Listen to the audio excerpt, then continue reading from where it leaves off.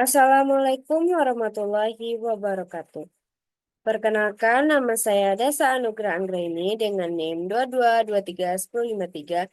Di sini saya akan menjelaskan bagaimana uji ANOVA pada SPSS. Nah, di sini kita ketahui bahasanya ANOVA itu kan untuk pengujian apakah ada perbedaan dari dua data atau dua data atau lebih.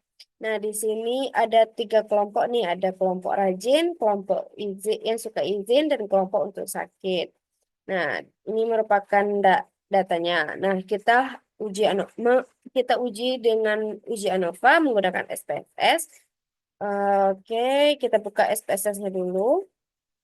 Nah, nah, untuk variabelnya itu kita bikin namanya itu kelompok yang pertama. Kelompok. Dan yang kedua itu ada namanya skor. Oke. Nah, untuk desimalnya itu kita menggunakan nol, nol, dan desimal di sini juga menggunakan nol. Oke. Selanjutnya, untuk value-nya itu yang kelompok satu itu adalah kelompok rajin.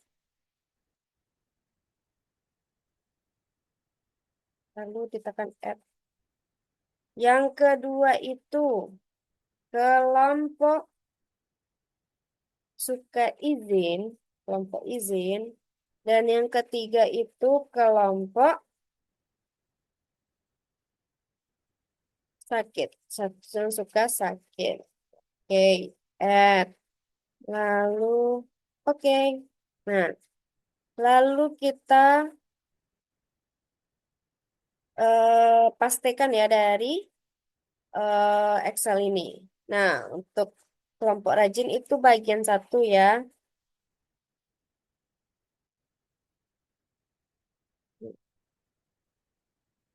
Taruh di sini, di skor ini. Oke, untuk kelompok izin. Nah, kelompok izin itu di bawah kelompok rajin tadi.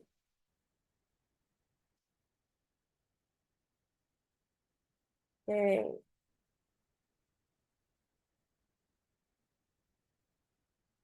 Lalu selanjutnya itu kelompok yang suka sakit.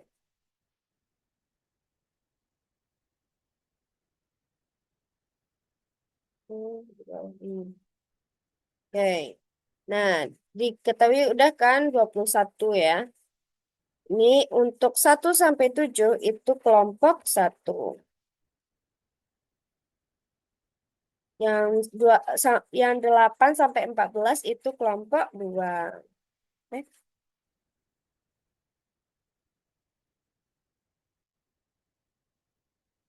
Dan kelompok 3 itu dari 15 sampai 21. Oke. Nah, selanjutnya apa nih tahapannya? Nah, selanjutnya itu tahapannya itu analyze ya. Lalu yang pertama itu kita harus uji normalitas. Nah, lalu ditekanlah deskripsi statistik ini. Lalu ditekan explorer. Nah, untuk kelompok itu dimasukkan dalam faktor list dan skor itu diletakkan kepada dependent list. Nah, klik option karena klik option plots ya. Nah, kita centang itu yang namanya normality plot with test. Langsung continue, lalu tekan OK. Nah, on process, kita akan melihat eh, apakah data tersebut terdistribusi normal atau tidak. Nah, oke, ini berdasarkan data yang berdasarkan tes tersebut, bahwasanya kalau kriterianya seperti apa jika data signya itu kecil dari 0,05, maka data itu tidak terdistribusi normal. Sedangkan jika data tersebut besar dari 0,05, maka data tersebut terdistribusi normal. Nah, berdasarkan hasil tersebut, 0,4 0,478, 662 0,459 berarti data tersebut terdistribui normal. Nah, selanjutnya itu setelah kita terdistribui normal, apa yang harus kita lakukan? Uji homogenitas. Lalu kita tekan analyze. Lalu apa lagi? Kita tekan compare means. Lalu kita tekan one way ANOVA. Kita mau uji itu kan, ANOVA kan? Kita tekan ini. Lalu untuk kelompoknya itu kita letakkan di faktor. Sedangkan untuk yang skor itu di dependent list. Lalu apa yang kita lakukan lagi? Klik option. Lalu klik yang namanya homogeneity of variant test. Lalu kita klik continue. Lalu kita klik OK. Proses.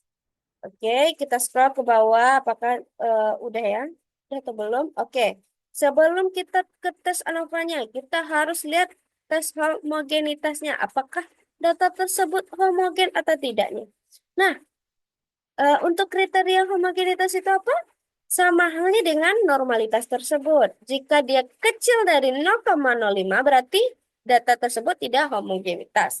Sedangkan jika lebih dari 0,05 maka data tersebut bersifat homogen. Nah, berdasarkan tes tersebut, nih ada 0,753, 0,810, 0,810, 0,765. Nah, data berdasarkan tes tersebut ternyata data kita itu data bersifat homogen. Jadi dia memenuhi uji homogenitas. Nah, setelah kita uji normalitas, homogenitas, apa lagi yang kita lakukan? Baru uji ANOVA-nya itu ya. Tes ANOVA-nya itu. Kita lihat ANOVA. Nah, untuk kriteria ANOVA berbeda dengan kriteria homogenitas serta normalitas. Kalau ANOVA ini jika di signya itu kecil dari 0,05 maka terdapat perbedaan. Namun jika signya itu lebih dari 0,05 maka data tersebut tidak terdapat perbedaan. Nah, berdasarkan tes ANOVA tersebut, data kita ternyata memiliki sig 0,23 dan hal itu lebih besar dari 0,05. Maka data kita tersebut tidak dapat perbedaan. Nah, baiklah itulah penyampaian dari saya. Mohon maaf jika ada salah kata. Assalamualaikum warahmatullahi wabarakatuh. Dadah.